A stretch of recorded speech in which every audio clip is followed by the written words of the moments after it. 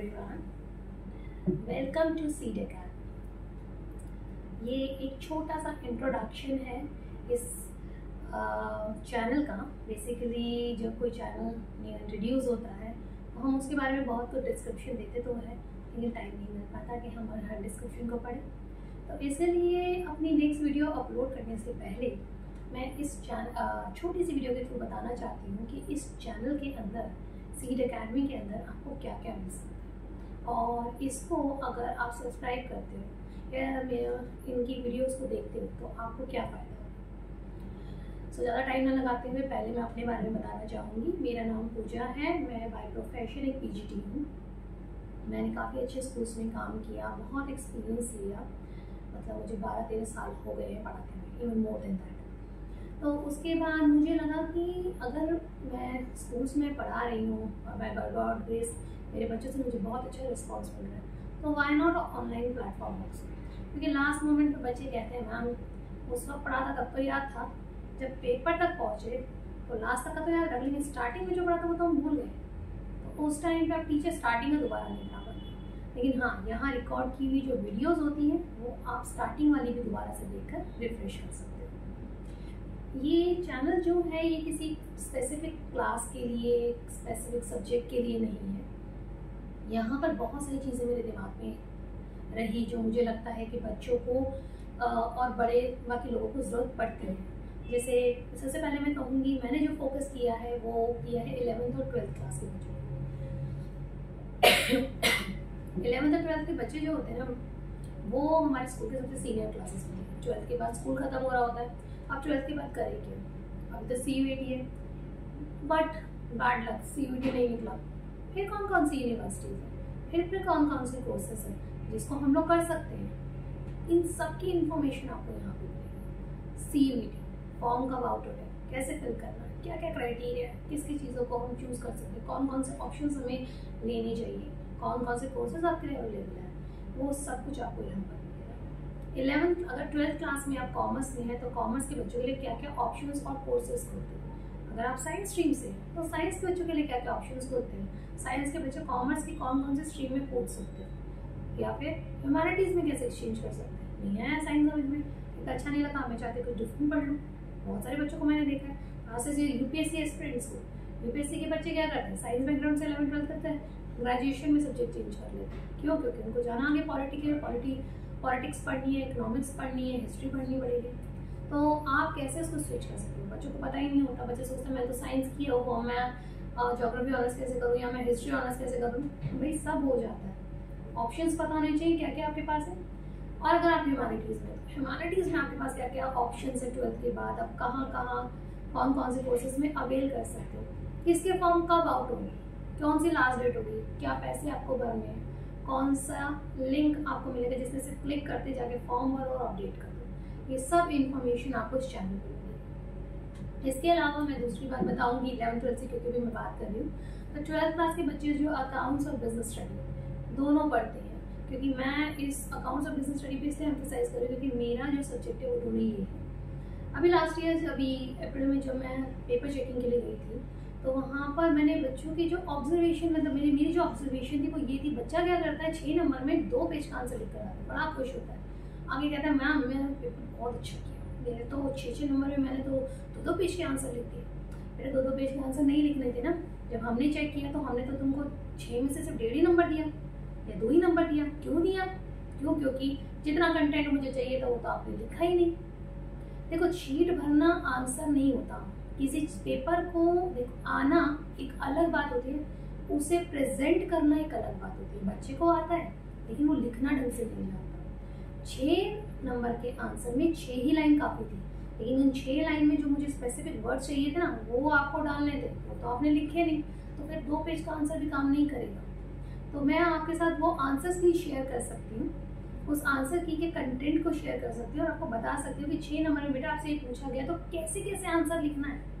तो ये आपको हेल्प करेंगे आपके बोर्ड के एग्जाम्स में। Similarly in accounts as well, accounts के पेपर में आपको कैसे प्रेजेंट करना है, कैसे आंसर्स करने हैं, ये सब चीज़ें आपको बताई जाएंगी। उसके बाद हम आगे बात करते हैं आफ्टर 12th, राइट।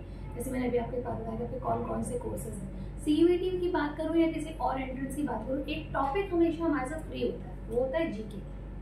जीके भी दो तरीके की होती है, स्टैटिक होती है, नॉन स्टैटिक होती है। स्टैटिक मतलब होता है जो फिक्स्ड है, अकबर का बाप बेटा बीरबल, अकबर का बेटा जहांगीर। तो बेसिकली ऐसे जो ये क्या ना फिक्स्ड है, ये तो मतलब इसको चेंज नहीं कर सकते, ये आपको पढ़ना ही पड़ेगा। ये आपको सन दिस ईयर और दैट ईयर, वो उसका फादर था, तब वॉर हुआ, 1947 में क्या हुआ, पार्टीशन के क्या थे, मतलब ऐसे तो कुछ चीज़ें ऐसी हैं जो आपकी स्टैटिक है, बदल नहीं सकती। और एक होते हैं आपके current affairs, non static. Non static जैसे अभी तो पीएम मोदी जी हैं हमारे प्राइम मिनिस्टर, नेक्स्ट ईयर 2029 में अगर बदल जाते हैं, मान लीजिए कोई और बन जाता है, तो ये हो गई नॉन स्टैटिक, मतलब बदल गई। इनकी इंफॉर्मेशन आपको मिलेगी। अभी ओलंपिक करंट अफेयर्स, ओलंपिक में क्या क्या हुआ, कितने मेडल्स मिले, पहला मेडल किसको मिला, कितने मेडल्स, गोल्ड कितने हैं, सिल्वर कितने हैं। गोल्ड में अगर जैवलिन थ्रो था, नीरज चोपड़ा की अगर मैं बात करती, सिल्वर मेडल उसने जीता, तो कितना लंबा थ्रो फेंका उसने, कितने मीटर्स का था, फर्स्ट पे कौन था, पाकिस्तान का था, आप सभी जानते होंगे, क्या नाम था, अभी भी पता होना चाहिए, उसका थ्रो कितना था। तो ये सब चीज़ें जो होती हैं बेटे, ये छोटी मोटी चीज़ें होती हैं, इसलिए पूरी बुक उठाने की जरूरत नहीं है। अगर आप रोज की 5 से 7 मिनट की भी एक जीके की वीडियो देखते हो ना, तो आपका माइंड फ्रेश हो जाता है। आपको तो बुक्स नहीं पढ़नी है, 5 से 7 मिनट में तो कम से कम 50 क्वेश्चन पढ़ लोगे आराम से। 50 से 60 क्वेश्चन आप ऐसे ऐसे बिल्कुल वन गो में, कहते हैं ना, वन गो में आप पढ़ सकते हो। तो उसके लिए भी आपके यहाँ पर बेनिफिट होगा। 12th के बच्चे जो लोग अपने फाइनल्स देने वाले हैं, उससे पहले आप सभी को पता होगा कि आपके 20 मार्क्स स्कूल के पास होते हैं, और उन स्कूल के पास में भी एक एक्सटर्नल आता है, उसके पास होते हैं। जब आप अपना वाइवा देते हो ना, तो उस वक्त कैसे प्रिपेयर करके जाते हैं, बच्चा बहुत डरा होता है। मुझे भी डर लगेगा, आज मुझे इतना टाइम हो गया, तभी मुझे कोई कहेगा ना कि आज आपको स्टेज पे जाना है और ये सब बोलना है, तो थोड़ा लगेगा, ओ स्टेज पे जाना है, उससे ये करना है। अब वहाँ पर जब हम वाइवा देते हैं तो एकदम से तो प्रेशर नंबर होगा, दूसरा भाई क्या पूछ ले, तीसरा वो टीचर हमारी नहीं, बाहर से है, हम उसे जानते नहीं, 1 मिनट की मुलाकात में हम कंफर्टेबल किसी के साथ नहीं हो सकते। लेकिन हाँ, अगर आपने बड़ा ढंग से है, आपको पता है कि कैसे क्वेश्चंस पूछे जाएंगे और वो सारे आंसर्स आपको पहले ही आते हैं, तो आप एक कॉन्फिडेंस के साथ जा सकते हैं। यहाँ पर मैं आपको प्रिंसिपल ऑफ मैनेजमेंट हो, या कंज्यूमर प्रोटेक्शन हुआ, या आपका बिजनेस एनवायरनमेंट हुआ, या आपका मार्केटिंग हुआ, जो भी आप टॉपिक्स ले रहे हो बिजनेस स्टडी के या अकाउंट्स के, तो वो मैं आपको उसका एक पीडीएफ बना के दूंगी कि आपको किसका कैसे कैसे क्वेश्चंस पूछे जाएंगे और उसके आंसर्स क्या देखेंगे। इसके अलावा आप इन प्रिंसिपल्स को अपने स्कूल के साथ कोरिलेट कैसे कर सकते हो, वो सब कुछ कर सकते हो। इसके अलावा एक चीज़ बहुत बड़ी इंपॉर्टेंट होती है अकाउंट्स। अकाउंट्स में लास्ट ईयर बहुत सारे ड्रास्टिक चेंजेस हैं। पहले 12 नंबर का एक ना पेपर हुआ करता था, राइटिंग पेपर, तो उसमें बच्चों को नंबर मिल जाते थे आसानी से, अच्छा सा 2 क्वेश्चन ही तो करने होते थे, ठीक ठाक क्वेश्चन आते थे, कर लेते थे बच्चे। अब क्या हो गया, इन्होंने पेपर ही खत्म कर दिया, बोला सारा डिपेंडेंसी तुम्हारी फाइल के ऊपर और वाइवा के ऊपर। अब फाइल पहले बनती थी अकाउंट्स की हमेशा हल्की मतलब थोड़ा बहुत कंटेंट हम डालते हैं। जब से आपकी वेटेज बढ़ गई फाइल के मार्क्स की, उसके बाद से उसमें अब आपको कंटेंट भी उसी हिसाब से डालना होता है, प्रेजेंटेशन भी आपको उसी हिसाब से देनी होती है। तो वो भी मैं आपके साथ फाइल ज़रूर शेयर करूँगी। इसमें मैं आपके साथ कुछ वीडियोस शेयर करूँगी फाइल्स की, जिसको आप देख सकते हो, और सेम फाइल की मैं पीडीएफ भी वीडियो के लिंक पे नीचे डाल दूँगी, जिसको आप देखकर अपनी फाइल बना सकते हैं।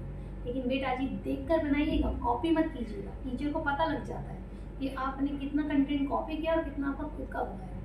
कोई भी चीज़ है हमेशा कंटेंट को देखो, प्रेजेंटेशन को समझो। सेम नहीं, कई बच्चे इतने कॉपी कैट होते हैं कि अगर उसने एक फ्लावर का काट के बॉर्डर बनाया ना, तो वो लोग फ्लावर का ही बॉर्डर विद सेम कलर का बनाते हैं। तो ये ऐसे नहीं होना चाहिए। आपके पास रेफरेंस बुक्स हैं, थोड़ा सा पढ़ोगे तो क्या होगा, कुछ पता भी लगेगा कि उसमें वो क्या है। सेम कान में हेडफोन लगा लिए, गाने बज रहे हैं और इसमें से उसमें टीप के लिख रहे हो, तो वो नहीं चलेगा, क्योंकि ये सब चीज़ें पता लग जाएंगी। तो ये सब आपको नहीं करना है, आइडिया लेना है, लेकिन थोड़ा सा तो देखो हार्ड वर्क करना, हार्ड प्लस स्मार्ट, ये वर्क करोगे तो 100% सक्सेसफुल रहेगी। सिर्फ हार्ड वर्क ही करने वालों को भी फायदा नहीं होता, स्मार्ट वर्क भी होना चाहिए। दोनों को मिला के हम काम करेंगे मिलके, तो अच्छे से काम होगा। उसके अलावा करंट अफेयर्स मैंने बता दिया, वाइवा डिस्कशन मैंने आपको बता दिया, जीके के बारे में मैंने आपको बताया। हाँ जी, कोर्सेज के जैसे मैंने आपको बताया, कोर्सेज के बारे में 12th के बाद आपके पास क्या क्या अपॉर्चुनिटीज़ है। बहुत सारे ऐसे बच्चे भी होते हैं 12th के बाद गवर्नमेंट के लिए तैयार करना शुरू कर देते हैं, कहते हैं मैडम ग्रेजुएशन तो हो जाएगी, side by side government jobs की प्रिपरेशन करते हैं। उसके लिए कौन कौन सी बुक्स सही रहती हैं, कौन कौन से कंटेंट रहते हैं, प्लस आप कहाँ से प्रिपेयर कर सकते हो, कैसे प्रिपेयर कर सकते हो, कौन कौन से, जैसे मैं जनरली बताऊँ जो ग्रेजुएशन कर चुके, अगर कोई ऐसा बच्चा इसको देख रहा है तो अभी आपका ग्रेजुएशन के बाद SBI PO के फॉर्म आउट होने वाले हैं सितंबर में, आई थिंक इवन हो गए हैं, 7 तारीख से स्टार्ट हो गए हैं। उसके ऊपर भी मैं एक वीडियो डालूंगी, क्या क्राइटेरिया है, कितने पैसे हैं, कौन सी लास्ट डेट है, ये सब कुछ मैं इसके ऊपर एक डालूंगी कंटेंट, तो आप इसको देख सकते हो। इसके बारे में आपको इसमें बहुत सारी इन्फॉर्मेशन मिलेगी। इसके अलावा अकाउंट्स की, बिजनेस स्टडी की मैं आपको इसमें वीडियोज़ अपलोड करूँगी, आप पढ़ के देखिए आपको कितना समझ आता है। मोरोवर मेरी सबसे रिक्वेस्ट है, जो ये वीडियोस देख रहे हैं प्लीज़ सब्सक्राइब करके हमें सपोर्ट कीजिएगा, ठीक है। और अगर आपको कोई टॉपिक समझना है, कोई डिस्कशन आपको लगता है, क्लासरूम डिस्कशन जैसे अब हम अपने टीचर से करते हैं, ज़रूरी नहीं वो हमेशा पढ़ाई से रिलेटेड, कोई स्ट्रेस आपको लग रहा है, आपको ये लगता है कि मैम मुझे ये चीज़ ज़्यादा लग रही है कि भाई ये सब चीज़ें ठीक नहीं है मेरे लिए, या मैं ज़्यादा ओवर प्रेशराइज महसूस कर रहा हूँ, मेरा ये सिलेबस नहीं हो रहा, मतलब किसी भी तरीके से आप प्रॉब्लम से, पढ़ाई रिलेटेड कोई भी प्रॉब्लम से आपको लगता है कि दिक्कत हो रही है, तो आप मेरे साथ एक मैसेज ड्रॉप कर सकते हैं, मुझे मेल कर सकते हैं, या मेरी किसी भी वीडियो के नीचे कमेंट छोड़ सकते हैं, तो उसके ऊपर भी हम लोग बात कर सकते हैं। लाइव सेशन हो सकते हैं जिसमें हम डिस्कशन करेंगे आपके टॉपिक से रिलेटेड, पेपर से पहले, how to reduce pressure, how to prepare everything. So I hope कि मुझे आप लोगों का सपोर्ट और प्यार मिलेगा, तो please subscribe my channel, please follow and see the video. At least starting कुछ वीडियोस देखे रहिए, तो कंटेंट ओरिएंटेड है, आपके कंटेंट ओरिएंटेड है या नहीं, आपके लिए कितना बेनिफिट है, देखो और फिर डिसाइड करो। Okay, so all the best to all of you, those who are preparing for their job papers, either those who are preparing for board exams. I just say all the best to all of you. Have a good day. Bye bye.